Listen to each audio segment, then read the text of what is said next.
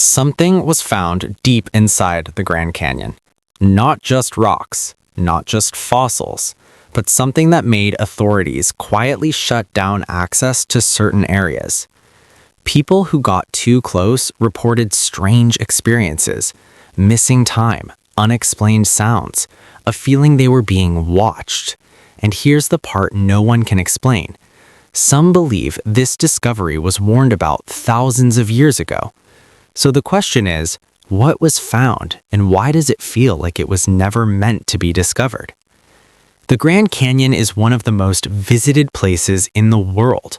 Millions of people travel there every year just to stand at the edge and look down. It stretches for miles, layer after layer of rock, carved over time by the Colorado River. Scientists say it's a natural wonder, a result of erosion, time, and pressure. And they're not wrong. The canyon holds some of the oldest rocks ever studied, some over 1 billion years old. But here's where things start to get strange. Not everything found in the canyon fits that simple story. Over the years, hikers, explorers, and even researchers have reported things that don't make sense.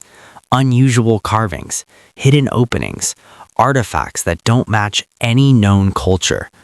Most of these reports are ignored or quickly explained away. But what if they shouldn't be? Because when you look deeper, the Grand Canyon doesn't just tell a story about the Earth. It starts to hint at something else, something hidden. And once you see it, you can't unsee it. Long before modern tourists arrived, people were already living near the Grand Canyon. Indigenous tribes called it home for thousands of years. They left behind tools, markings, and stories connected to the land. To them, this place wasn't just rock and dust. It was sacred. And even today, some areas are still considered off-limits, not because of danger, but because of what they represent. Scientists, on the other hand, focus on the physical side. They study the rock layers, the fossils, the history locked inside the canyon walls. And those discoveries are real. Ancient footprints have been found dating back hundreds of millions of years. Caves filled with remains from animals that no longer exist. Evidence of life from a time we can barely imagine. But here's the problem. Every time something doesn't fit the known timeline, it creates a question. And not all of those questions get answered. Some are dismissed, some are debated, and some seem to disappear completely. In the early 1900s, a story began to circulate. It wasn't widely accepted. In fact, many tried to ignore it, but it never fully went away. The story claimed that deep inside the Grand Canyon, an entrance had been discovered. Not a natural cave, not a random crack in the rock.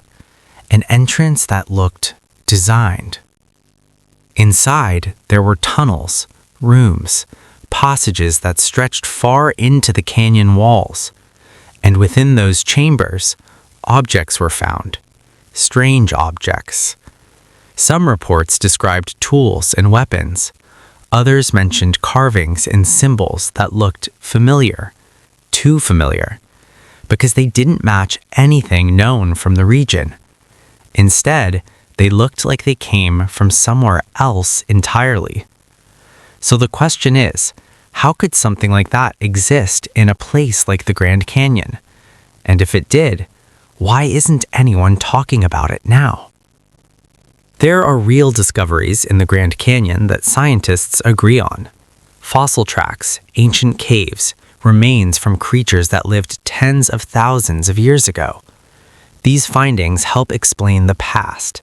They show us how life once moved, survived, and disappeared. But mixed in with these facts are stories that are much harder to explain. Stories of hidden chambers deep underground, of objects made from materials not common to the area, of markings that resemble ancient symbols from distant parts of the world. Some believe these are just exaggerations, misinterpretations, but others aren't so sure. Because every now and then, something unusual surfaces. A photo, a report, a story that sounds too specific to ignore. And then, nothing.